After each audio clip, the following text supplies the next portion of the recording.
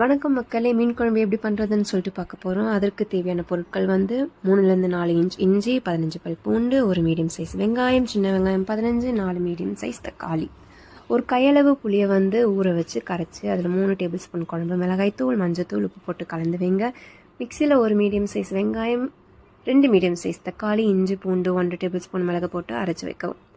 வானலில் எண்ணெய் ஊற்றி எண்ணெய் நல்லா காஞ்சதும் கடுகு, சீரகம், கொஞ்சம் வெந்தயம், கட் பண்ணி வச்சுருந்த வெங்காயம், தக்காளி, உப்பு போட்டு நல்லா வதக்குங்க. வெங்காயம் தக்காளி நல்லா வதங்கிய பிறகு அரைச்சி வச்சிருந்த விழுதை ஊற்றி பச்சை வாடை போகும் வரை நல்லா கலந்துட்டே இருங்க. அதன் பிறகு புளி தண்ணீரை ஊற்றுவோம். 10 to 15 மினிட்ஸ் கழித்து நல்லா கொதி வரும்போது கட் பண்ணி வச்சுருந்த மீனை போட்டு மீடியம் ஃப்ளேமில் மீன் வேகும் வரை அப்படியே வச்சு மல்லி இலை தூவி இறக்கவும்.